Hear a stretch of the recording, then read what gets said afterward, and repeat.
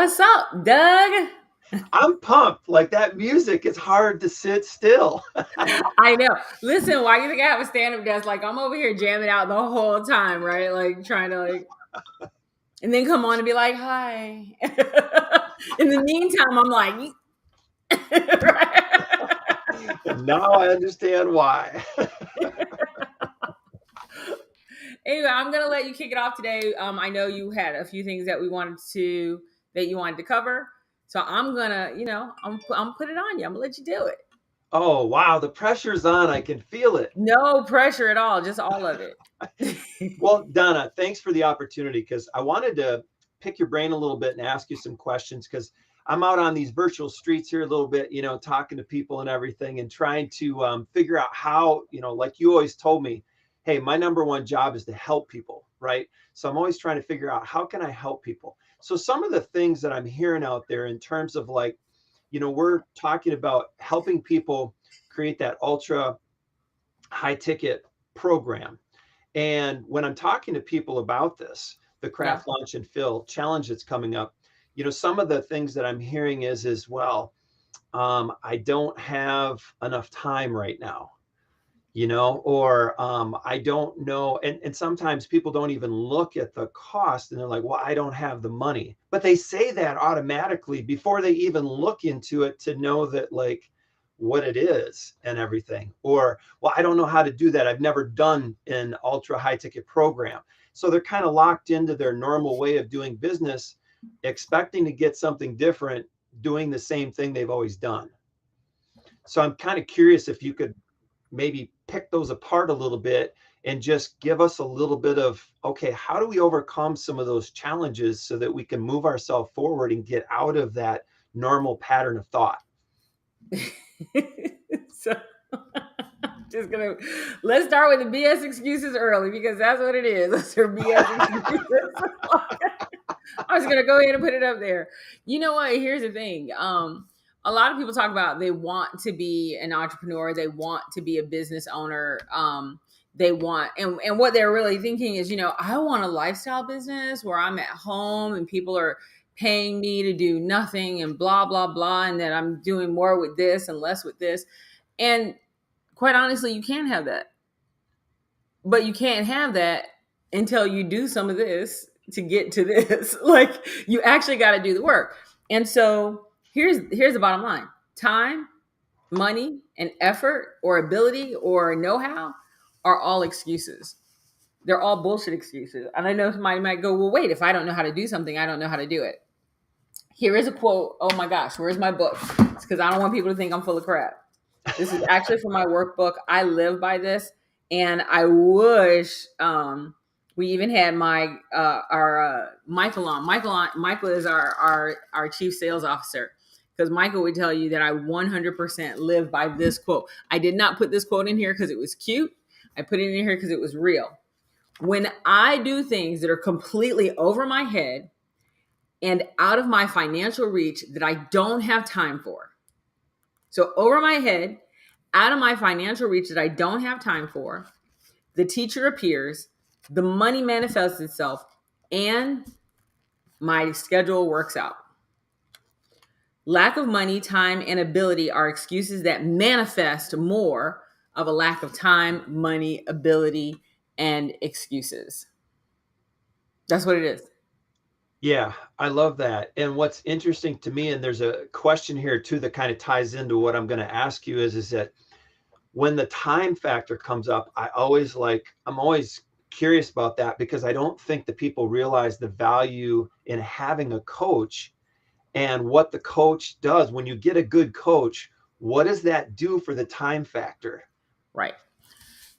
First, you have to understand that there are a couple of different types of coaches, right? And so, to answer this question and to answer your question together, because that's a really good question, is if you have a coach who is teaching you, they're just teaching you, right? Because you're going to go through there are four areas to look at. Is this coach a knowledge coach? In other words, are they just going to give me more information so that I can be better? So that I can know more, and then if I know more, I can do more. Is this, so that's one type of coach. Then the other type of coach is a skills coach. Is this coach going to give me the skills that I need to actually be better? And then there's an implementation coach.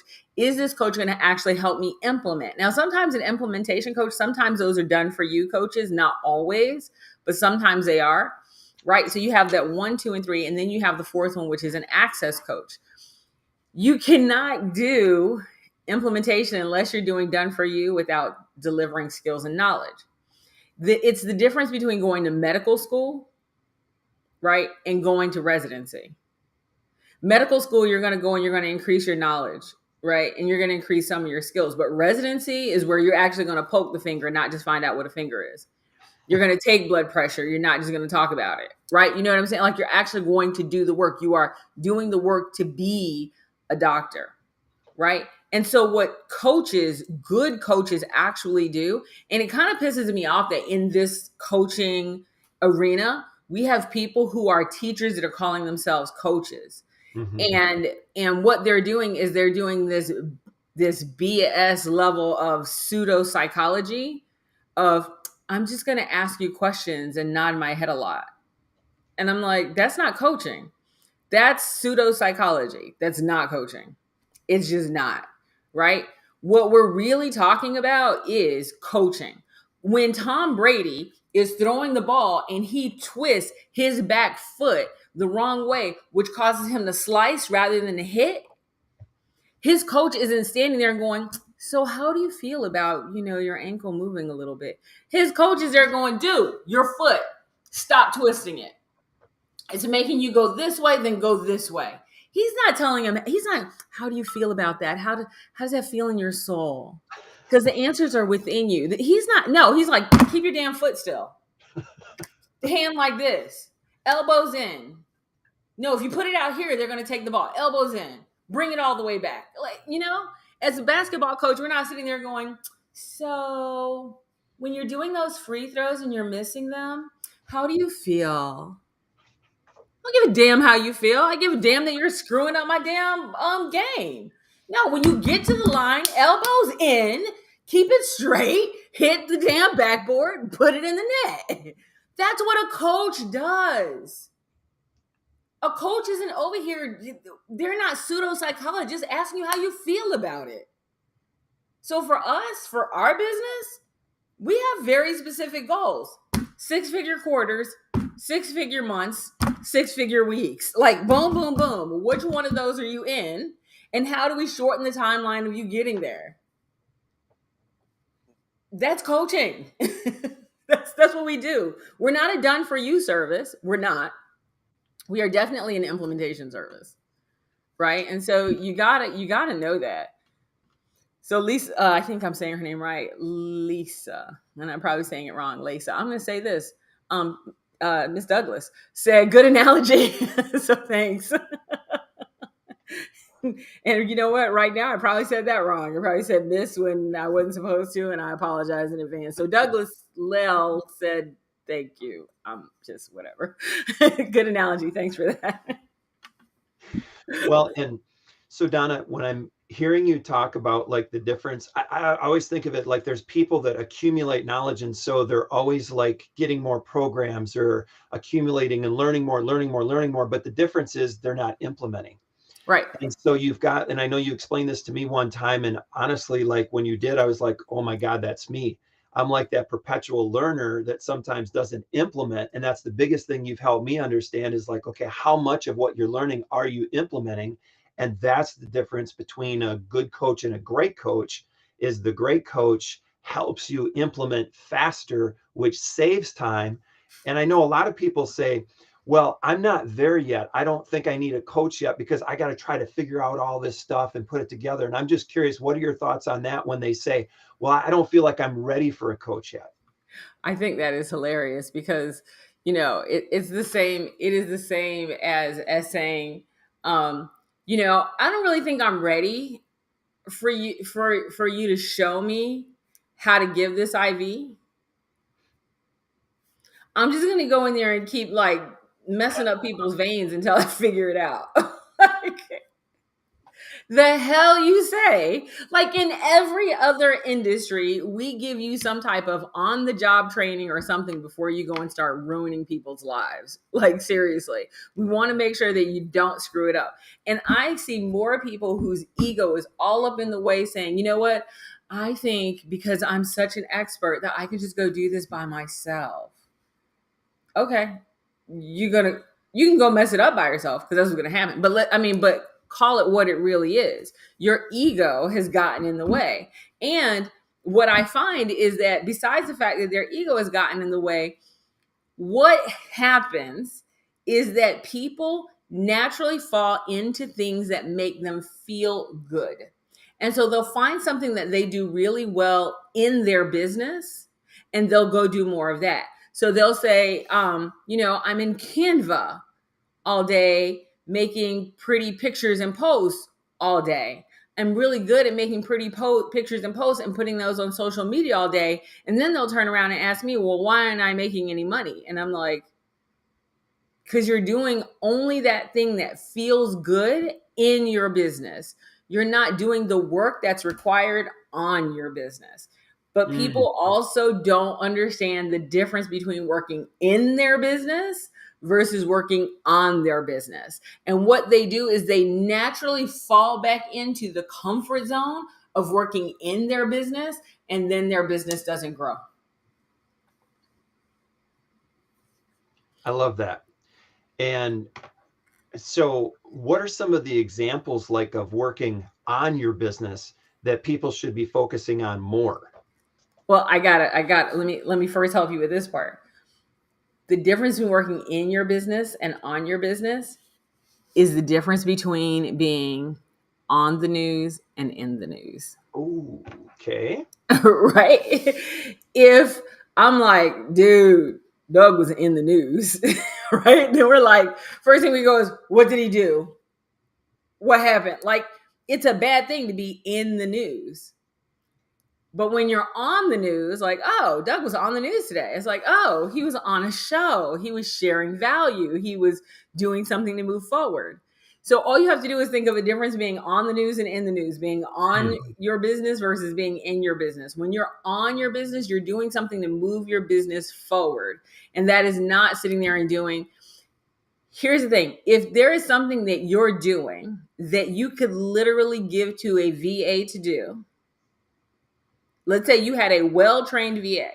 If it is work you could give to a VA to do, you are working in your business. If it does not drive sales, if it does not drive exposure for your business to your market, and I don't mean doing the slides and the posts, I mean, if it does not put you in front of your ideal client so that your ideal client, your dream client is aware of what you can do for them to change the game, then you are working in your business and not on your business. It is truly that simple.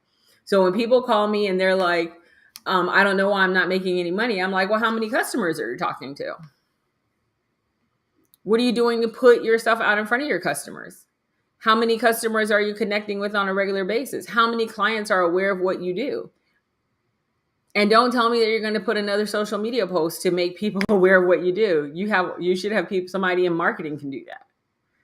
How are you upping your message? How are you upping your game? How are you increasing your methodology? How are you making sure that, and people don't want to hear that because at the end of the day, they really do want to make a whole lot of money sitting on their couch, but they don't understand that when you see pictures of me on a yacht, when you see pictures of me at a mansion, when you see pictures of me doing cool stuff around my house, before that picture was made, before I got to that point of being able to get on that yacht or being able to get in that car or being able to stay in that mansion, I did all this work to be able to do that.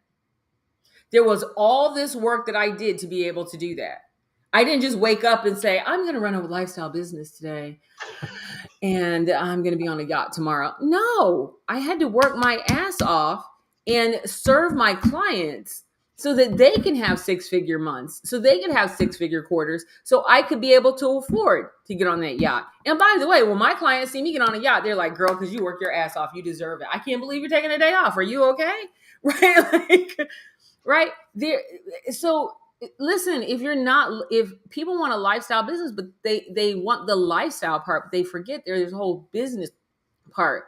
And when you have excuses of I don't have time, I don't have money, and I don't know how to do it, you're not a business owner, because business owners do not use those excuses.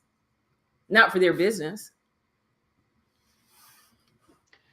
And so, what do you think, Donna, is the biggest mindset shift that helps people the most in terms of like breaking out of some of that, like staying in your comfort zone and just continuing to do what you normally do? What are some of the things that you have learned that like help you break out of that to be able to take that next step towards where you want to go in terms of developing that lifestyle business? The thing is that when I give this answer, people, and I could literally go and pull out bank statements and show people this. When I give this answer, people don't like this answer because they think it's a self-serving answer. And I'm going to be very honest. You don't have to work with me. In fact, we pick our clients. And so the chances of somebody actually being able to work with me probably isn't that good. And they do have to have testicular fortitude and ovarian audacity to get on the phone and go, you know what? I know she's going to have me do some work, but I'm going to get that work done and I'm going to have a business after the fact. So this is not self-serving. This is real. If you really want to grow your business, invest in people who are where you want to be. Invest in those programs. People, this is the part that kills me. So right now and this isn't going to be this way come Monday. I'm just letting you know.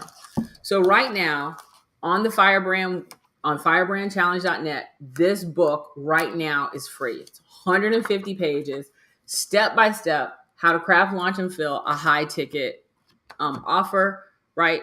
How to get that done, how to build your first high ticket program. Okay. I'm sorry, ultra high ticket. It is there.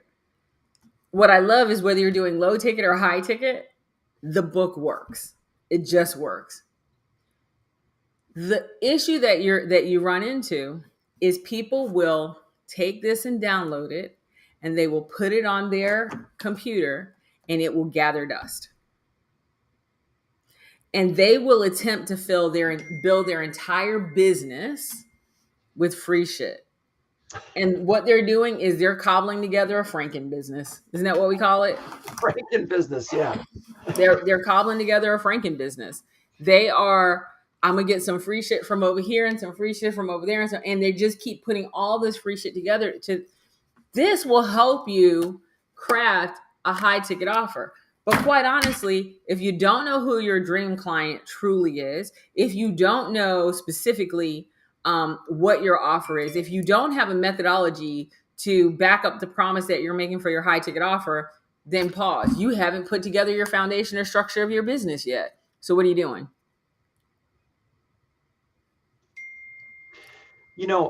Donna, you mentioned the book and everything, and I'm just curious, what was your biggest motivation for creating that? Because I know like that is amazing, and you you cranked that out, and then you kept like adding to it. Editing it, yeah, because I'm like, always like updating the game. Like, yeah, I don't rest on my laurels over here. We don't have laurels to rest on. That's for damn sure. So why did you take the time to put all of that together? Well, number one, it is a tool that I use for my clients, right? Because again, I'm consistently wanting to get my clients to 6-figure quarters, 6-figure months, 6-figure weeks, right? And so to make sure that we actually made that happen, that we actually could get them there, the first thing we had to do was give them a tool that would be easy for them to use. So usually we do this in form of conversations, coaching calls, and that type of thing. And then they're taking a multitude of notes, which is great. But I was finding that it's just easier because I want to shorten the timeline. Remember, my goal is always to shorten the timeline.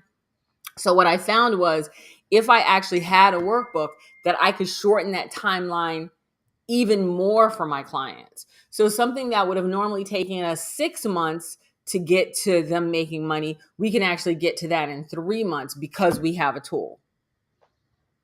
Right?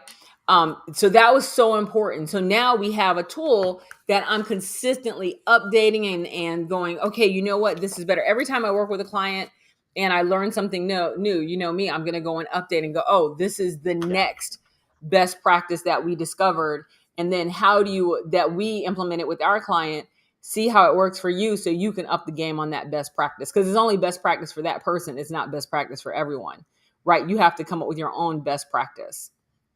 Right. Yeah. Right. I So for love, me, it was a great tool to shorten the timeline. yeah. Yeah. I love that. And that's one of the questions that I get sometimes is like, what is it like working with Donna St. Louis? And my first response is, well, first of all, Run. you better have your stuff together and you better hang on. Yeah. Well, and the thing is for me, it really is. I don't necessarily feel like people need to have their stuff together. They need to have their mindset ready. Mm, Right. So I would say stuff together actually translates to mindset. okay. Right. That's what I really care about. Do you have your mindset ready to do the work? Are you serious? Because what I don't want to do is I don't want to waste time with someone who's not willing to do the work and they're coming at me with nothing except for a bunch of excuses. Hmm. You know what I mean? I do. I do. And I think that's a great clarification and stuff. So what are those baseline things, like you said, they have to be ready. What are some of those other mindset pieces that have to be in place for Lack of excuses. The first okay. thing, I don't lack of excuses. Excuses have to go to the wayside. You're going to have work that you need to do, usually about 4 hours of work a week, probably a little more. Some weeks is going to be 8 or 10 hours. And so the excuses got to go to the wayside. So excuses are bullshit. And people don't even recognize when they have excuses, but they'll say, oh, my schedule, or I don't have time. That means that you didn't prioritize the thing that you need to do in your business. Right. Because if and this is how I can tell you, I'll ask that same person, I'll say, so let me just be clear. If I had a guaranteed way for you to hit the lottery this weekend, but it meant that you were going to have to give me 4 hours of work, would you have done it? And then they kind of pause and I'm like, right. So you didn't prioritize this, Mm, which means that I don't have time was an excuse. mm-hmm. Right. The other one is I don't have money. Most of the time people look at something, they're going, oh my gosh, I have to make a $15,000 investment. And I'm like, no, you don't. You have to make a $2,500 investment and you got to repeat that every month for 6 months. So really your goal is how do I cover $2,500, not how I cover 15,000. Right? You have to be smarter than the money. Right. Money is exponential. You have to be smarter than it. And then the last thing people will tell me is, well, I don't know how. And then they come up with the what ifs.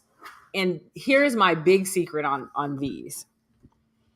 So a lot of times people will say, I have to, okay, so this is my biggest secret to success. I'm not kidding you. This is what I do, and I do it every time. And it has literally been the thing that has allowed me to get deals. I remember my first deal that I got that was like a $50,000 deal as an entrepreneur, not in my business intelligence company. And I was like, oh my God, I can't believe I got that. And then I got a $150,000 deal. Now I'm like working $450,000 deals for doing the same thing I was doing at $50,000. But I recognize my value. But here is the secret. So I want you to imagine, and we hear this all the time, by the way. I want you to imagine that you have to go from here to here, point A to point B, right? As you're going from point A to point B, oh, hold on, let me write this. I'm going to write biggest secret to success. This is good because I don't know if you noticed, but I'm leaning in here because you don't know this one. I know, right, exactly. You don't know this one. Okay, so here it is. So I want you to imagine that you are going to go on a road trip, right? and you're going to go from Florida to Washington State. A lot of times when people are planning a trip like that, they don't just plan for the trip, they plan for all the contingencies, right? I got to make sure I have, I got to make sure I do. I don't, and they're thinking about all the ways that they have to navigate around all the things that in their mind will come up, all the what ifs. And they put their mind into thinking about all the what ifs. And why do we do that? There's only one reason that we do that, is because we want to be prepared. We want to be prepared for all the nasty little negative things that are going to happen, right? And this is what anybody would tell you, right? Your mom would tell you, make sure you have clean underwear in your car just in case you get an accident, right? Like, I'm like, yeah, I just take them out and go, here they are. So take them out of the glove compartment. Right. But we've been taught this from a very young age to make sure that we have all of these things put in place, all these contingencies put in place just in case the bad thing happens. What that causes you to do is focus on the bad things. And so what manifests itself are the bad things. And they just pop up like nobody's business. I do the very opposite. I do what every parent would tell you not to do. I get it now. Don't get me wrong. I make sure I go, okay. I used to make sure I had $20 in my car in case I ran out of gas. I never do that again. Right. I just give you like 2 gallons now. Right, yeah. Nowadays that wouldn't get me around the block, quite honestly. I don't do that anymore. So let me tell you what's changed. I never run out of gas. I never run out of gas. I literally always have gas in my car. When I used to keep the $20 in my car, by the way, I can tell you about 5 times that I ran out of gas. But because I didn't have the contingency in place, I didn't have the behavior that would lead me to needing the contingency. Right. I'm going to say that again. Because that's the secret. When I don't put the contingency in place, I then have the behavior that leads me away from the obstacle or the contingency. Right. So my behavior is different, and therefore my results are different. Mm-hmm. Let me put it in a business sense. When I spend $10,000 a month on coaching, I don't focus on not having the $10,000 to pay for coaching. I focus on all the other things that makes the $10,000 insignificant. I'm not worried about the what if things go bad. I'm focused on when everything goes good. And because I'm focused on the happy path, I tend to get to the prize. I like that. The happy path. Yep. Yeah. And rather than the what ifs, it's like, won't it be nice when? Yeah. Well, what happens is when you're focused on the what ifs, you want to be right. You don't want to have wasted your time. So the what ifs pop up more. Mm-hmm. Yeah. Right. So because you're focused on them, where you focus, where your focus goes, that's all the stuff that's going to happen. I don't focus on those things anymore. Right. And so people would go, oh my God, you are such a risk taker. No, I'm not. I'm just focusing on the result that I know I'm going to get. I love that, because it's like the picture you're painting in my mind is like focus as a muscle. And you've practiced that muscle so much that it's just laser focused, and there's little to no distractions.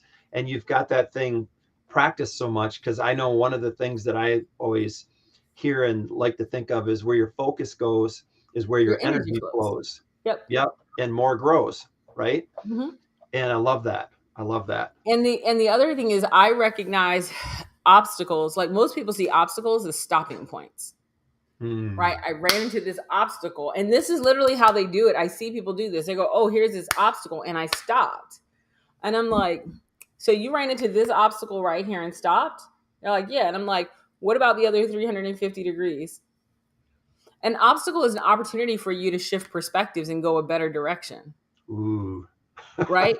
Most people stay there and they hit the obstacle, right? And so people go, "Oh, well, you didn't plan for that obstacle." I don't have to. I have 350 other degrees that I can go. I don't have to plan for the damn obstacle, right?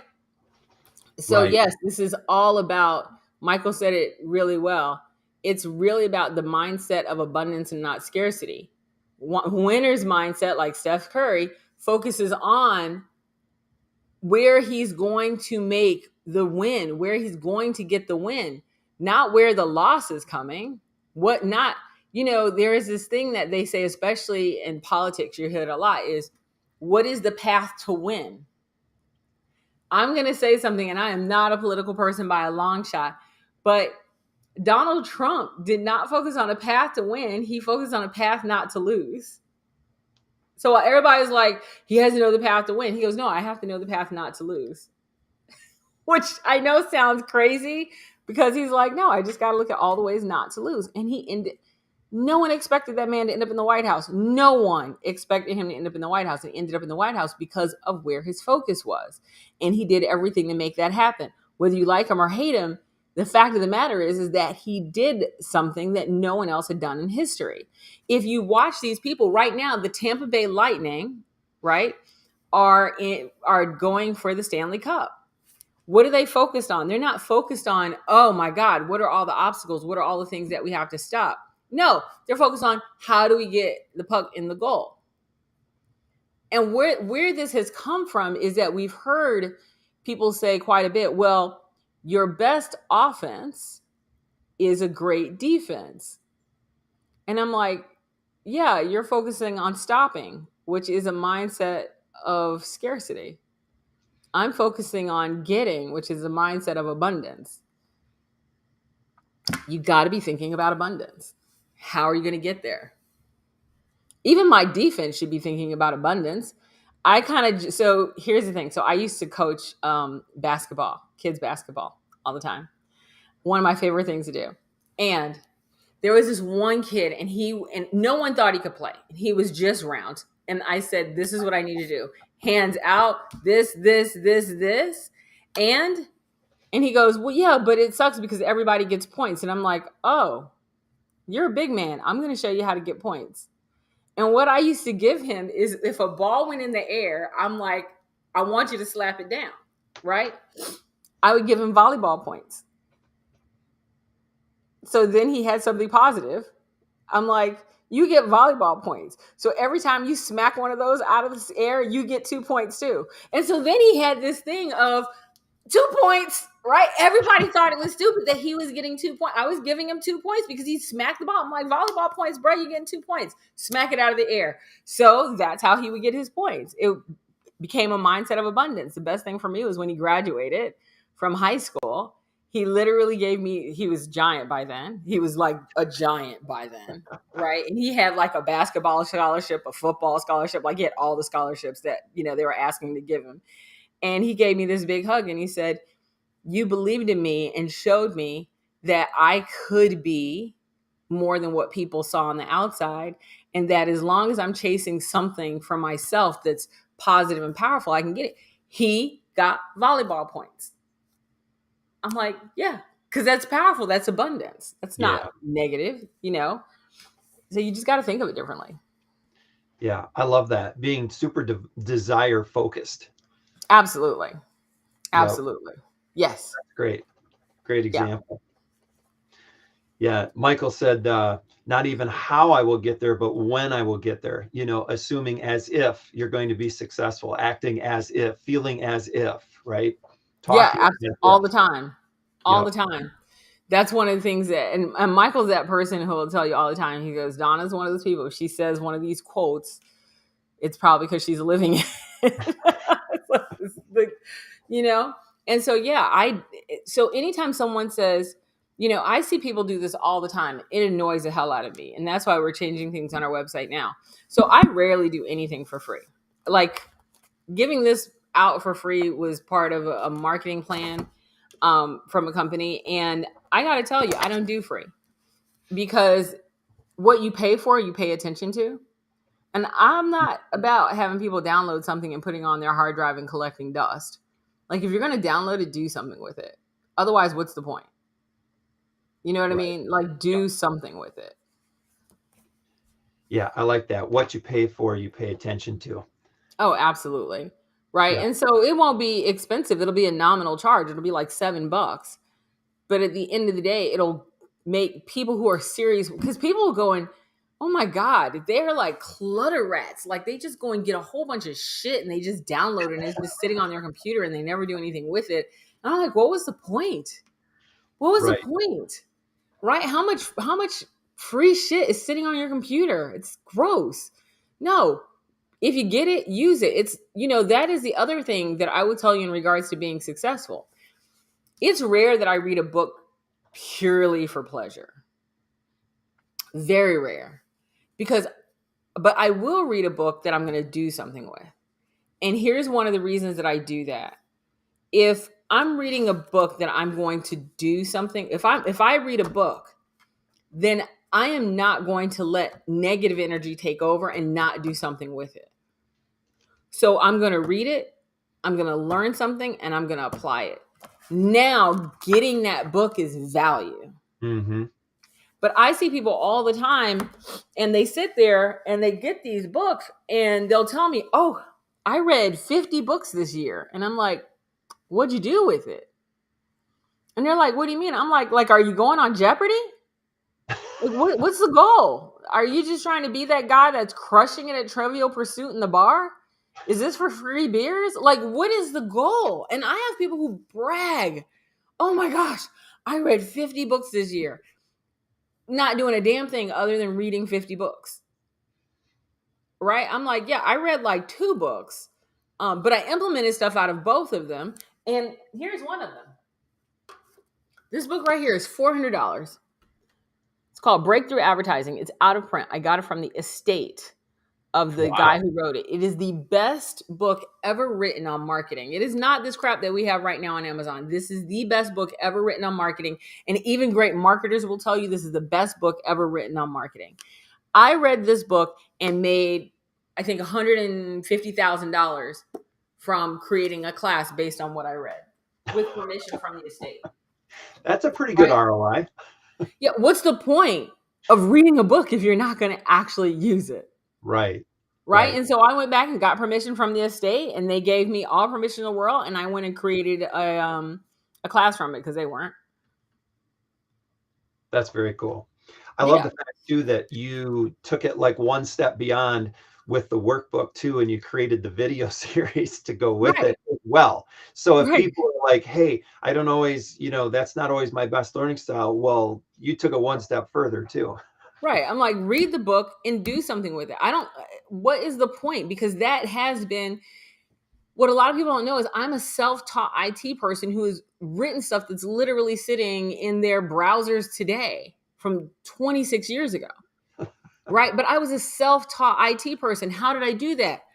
Because I picked up the book, I turned the page, and every lesson that was in there, I applied it. Every single lesson. And by doing that, it took me from being in customer service into IT.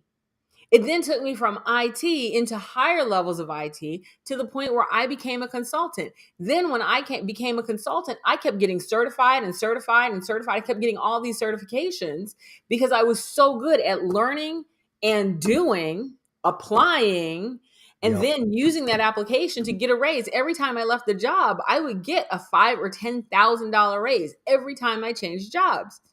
That finally, when I was making $150,000 a year, I'm 25 years old.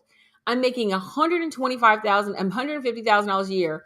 I do not have a college degree at that time.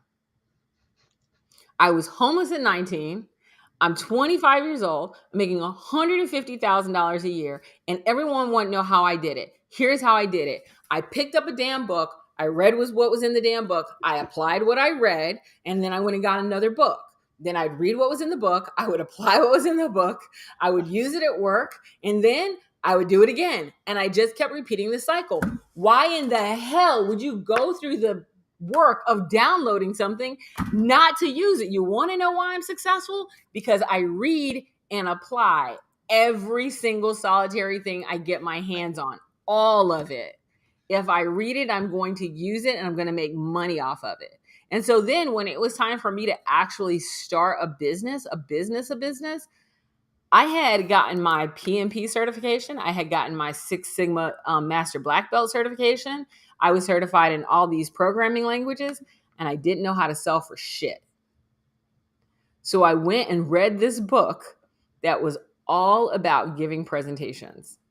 It was all about giving presentations. And it was about how, and I cannot remember the author of the book, but it was how to give high-powered sales presentations, right? In the technical world. So it was very specific. It was perfect for what we were doing. And the first thing they said was, do not start off talking about your damn history. The fact that you got a meeting in the room was what mattered. So we did not spend the first 15 minutes talking about our history. First lesson, greatest lesson, had to fight my CEO tooth and nail. And I said, listen, because he had gotten laryngitis on our first meeting. So now all of a sudden I'm the person in the room having to do it. Literally, I read this book while we were driving to our first meeting. And it was a 6-hour drive. And this deal is going to be worth how much? $4 million. $4 million deal. Okay. $4 million deal. So he can't speak. He has laryngitis. I have to do the presentation, right? My first major presentation. I'm going through his slides to try to figure out, because now I got to take the lead, right? So I'm going through his slides and I'm listening to this book and I'm like, and I'm moving, and he's like trying to yell at me, what am I doing? But he can't yell, which is great because I'm like, can't hear you. And so I start moving the slides around because this guy says, do not start off with your history. It is an insult to the people in the room that you would start off with your history. They asked you to be there because they knew who the hell they were getting. So stop doing that. So I'm reading this book. I literally move our history to the end, or to the middle. This is where the bat signal first comes up, right? Because I'm reading what he's saying, but now I have to decipher it and kind of put it in my world. So I go, okay, so the first thing we want to know is what's going on in their world that allowed them to give us a seat at the table. Part 1 of my slides. Number 2, what is their greatest frustration? What have they already tried that didn't work? Now I'm putting that in the slides, right? Second part. Part 3, what happens if they don't do shit? I'm like, what happens if they don't do anything? What happens if they remain right where they are? Part 3 of the slide. Part 4 of the slide, who in the hell are you and why should we listen to you? Now I get to talk about us a little bit, not our history, just a little bit about us. Part 5, what is it that they really want? What do they really want? Validate this part before you keep going. Here's the risky part. If you have not done your job and you get to this validation and they're like, nope, that's not right, then the rest of your slides are worth shit. So you better know what the hell you're talking about. So anyway, I'm like on this guy, like, you are sure this is what they want, right? Because I'm going to be standing here. We hit right there to part 6. Based on what you said your desires were, this is our solution. Part 7, if you want this transformation, here's the transformation. Here's why we're the company to do it for you. This is where we talk a little bit about in our history. Let me tell you, those slides, listening, so pay attention to what I did. I'm in the car. We're going on a 6-hour freaking road trip, right? We're literally going from Jacksonville to Miami, 6-hour road trip, leaving at dark 100, literally like 2:00 in the morning to get down there for a 9:00 in the morning meeting. I'm listening to this book. I'm making changes to these slides all at the same time. I have my CEO next to me who's flipping out and arguing. I'm COO. And by the way, the only reason he was CEO because he flipped the coin and won. So I don't want you to think he was like, he could fire you. He couldn't fire me. I owned just as much as the company he was. So as far as I was concerned, I was like, shut the hell up. If you were going to do the presentation, then your voice would be working. I'm doing this. So I go and I change all these slides. I got these 7 questions kind of laid out in my head. I know exactly what they are. I'm ready to go and deliver the presentation. There are 2 other companies competing against us. And it is one of those where you're literally sitting in the lobby looking at your competitors. And I'm looking at my competitors like, we're going to eat you alive. I'm 26, y'all. I'm 26. These people are veterans. I'm like, we are going to wipe the floor with you, right? Like, that's what I'm like. All the shit talking in the world, 100% game face, have never sold a $4 million anything in my life. I am telling these people, we are going to crush you. I'm like, oh, look at them going over their slides. Are you guys nervous? Yeah. What are you starting off? Starting off with your history? Oh yeah, the 1920s call. They want their slide deck back. Like, I'm talking major shit to these people, right? So now we go in. I crush this presentation, and like 2 weeks later, these people award us a contract, $4 million. Wow. But how did I do it? Because I read the damn book and I implemented it immediately. Wow. That's what you have to do. People always want to know, what's the secret? Here's the secret. Stop focusing on the damn obstacles. Stop using these time, money, and ability excuses. Read some shit, apply it, and get it done. Get it done. Stop waiting for everything to be perfect. Stop waiting. Oh, well, what if? No, just go. Just go. And what I love about just going is all the obstacles that I worried about don't show up. Maybe 1 or 2, and I can handle those. But all those other obstacles, I walked in there, we crushed it. And the guy told me, I loved that you didn't sit there and was like, let me tell you our history and who. He goes, everybody else did that. I'm like, everybody else is doing slides from the 1920s. I actually know how to read. And I said, I care about your time. I figured you knew our history. That's why you had us in the room. What would be the point of talking about our history to you? Game changer.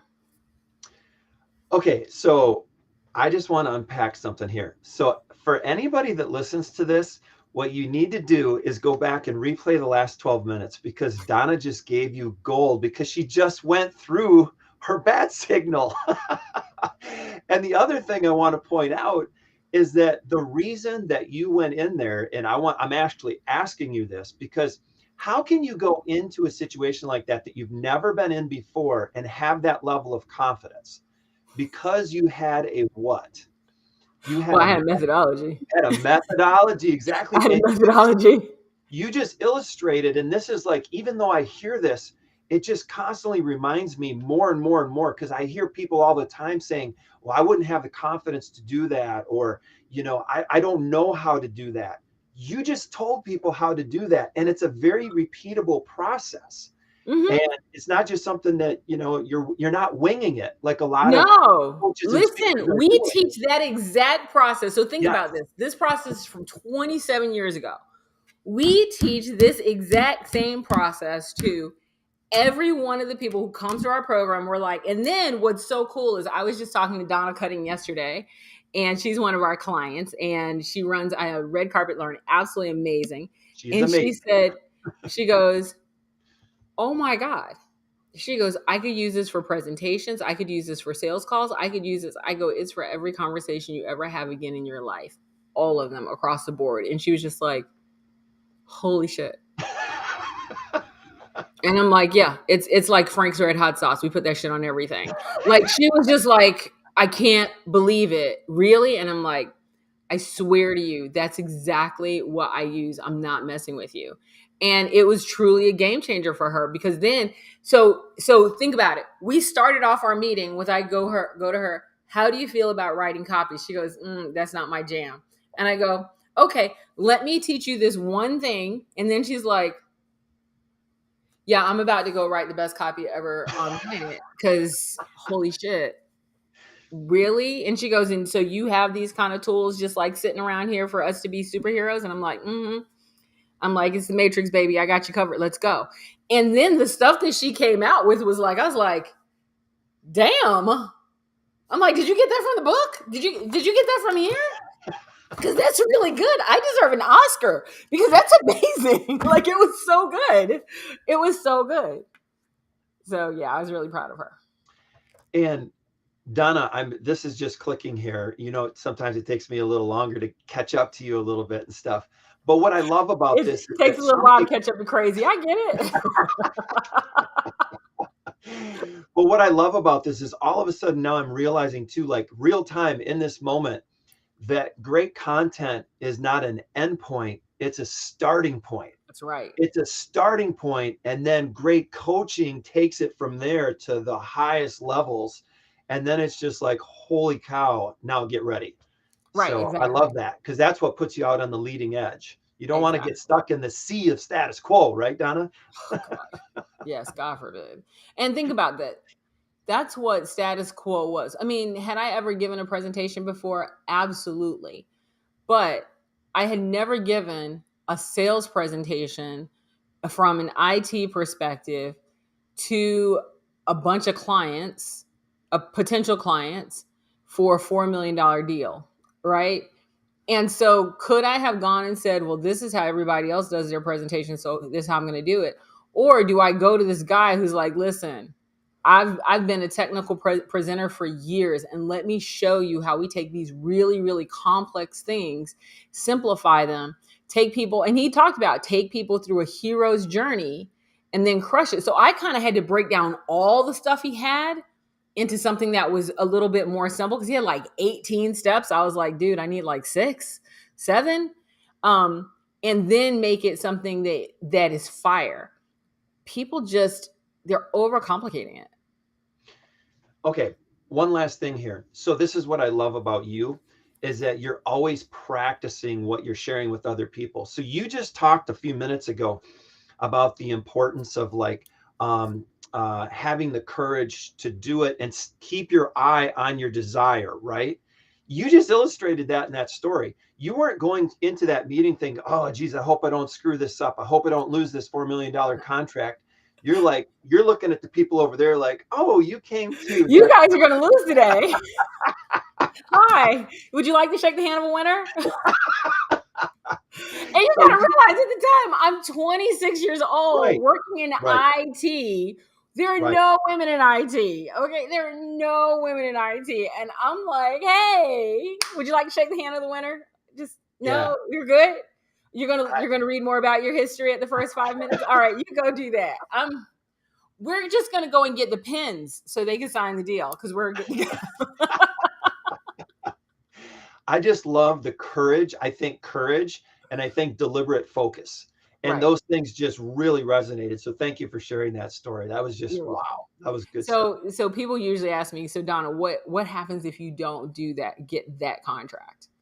And I'm like, it's fine. It's a lesson that I needed to learn for that contract so I could do the next one.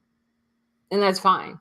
Right? Like people are always concerned, oh, but what if? And I'm like, then I wasn't meant to get that one, but I'm definitely meant to get the next one. I just got to figure out what I did that was not right or what wasn't connecting, or maybe they weren't right for us, you know?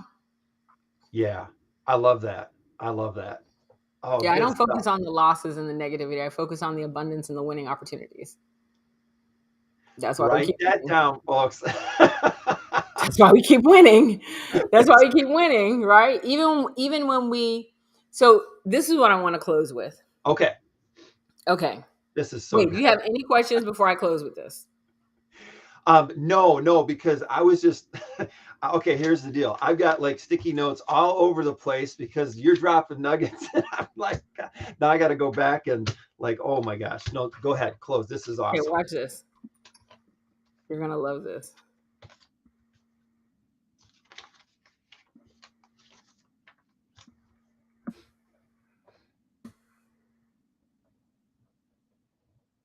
So this is my closing.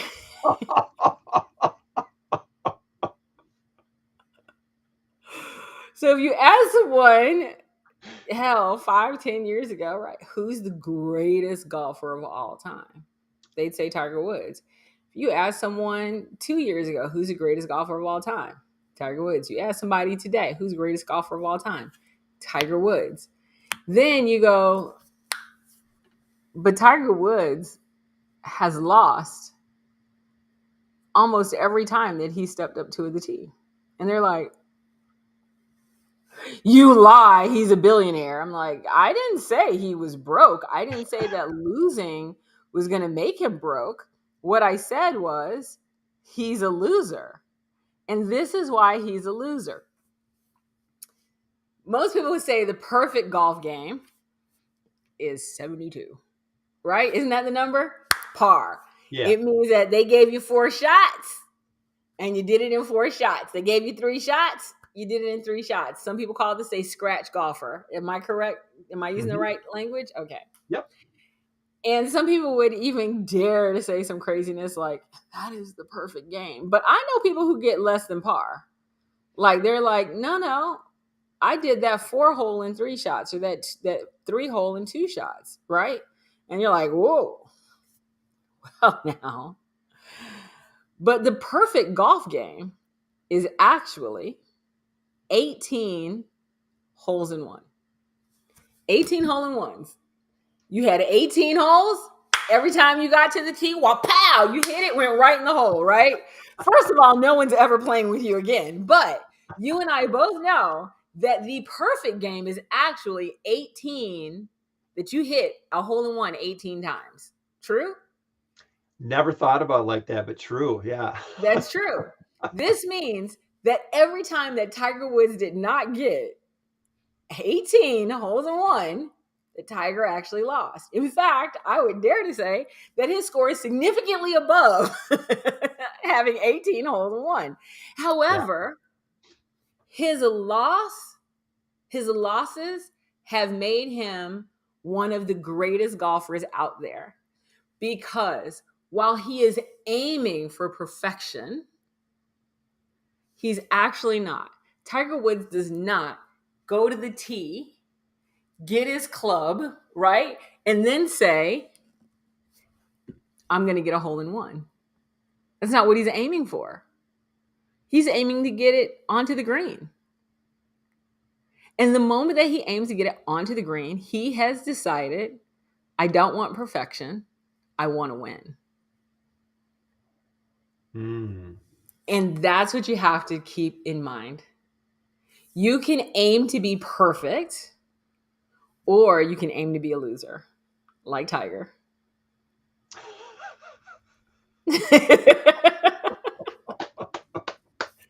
I'll be a loser every day, twice on Sunday. Oh, that's good. And you know where I'm going this afternoon, Donna? You going golfing? I'm going golfing today. And no, don't try for the 8. Don't try for the hole in one. So I'm going to tell you, be a loser like Tiger, because he's never gotten 8. He's never hit a hole in one 18 times. And he's never actually gone to the box and said, I'm going to hit a hole in one. What he has done is he's like, I'm going to try to get this in par 4 or par 3. Right? Yeah. When you chase perfection, and I want you to imagine that every time he went, and as a golfer, right, every time he goes, that he decides that he's going to hit a hole in one every single solitary time, his freaking, that chase for perfection would cause him to be one of the most mediocre golfers out there. Right. Yep. Chasing a hole in one at every hole will cause you to be mediocre. Mm-hmm. Chasing perfection leads to mediocrity. Yeah, because anything less just beats you up and just pounds you down. Well, on top of that, where's your ball really going to end up as a golfer? Yeah. If you're really trying to get 18, listen, you and I both know, first of all, you're going to hit trees. But I don't know if you guys know this, but golf courses curve sometimes. So if you're standing here and you decide that you're going to get an 18 hole in one, I guarantee you are going to be in the trees. I will put money on the fact that you can't even see the hole. You're going to be in the trees. Chasing perfection delivers mediocrity. Stop doing that. Yeah. Stop it. I can't do it until it's perfect. No, chase the win and you'll deliver a winning performance. Yeah. Love it. Love it. Did you see Michael's comment there? That's Yeah. really good too. So he said, oh, yeah. The leading batter in major leagues averages about 360, which means he gets almost twice as many times to get a hit, and he's the best hitter in the league. That is so true. That is so true. You know, a perfect hitter would never get an out. Right? Right. Would Right. never get an out. And that's the thing. I talk to people so many times who are like, I can't do it because it's not perfect. It's not perfect. It's not perfect. Listen, we put out this book. This book is literally helping people make these great 6 high ticket offers and ultra high ticket offers. And yet I've made updates to it. I mean, if it was perfect, I wouldn't have to make updates to it, right? But I've made updates to it because I'm like, oh, you know what? I think this would be a great addition. This would be awesome. If it was perfect, it wouldn't need to be updated. Listen, I only know one entity that's able to create perfection. And I think they call that entity God. And sometimes with the people that I see walking down the street, question if he got it right. So all I'm saying is even God couldn't do it, y'all.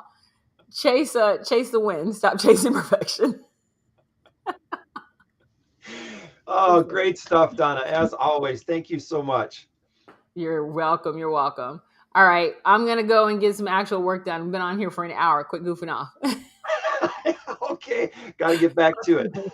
Have a good one. Oh, and if you all want to know where to get this book,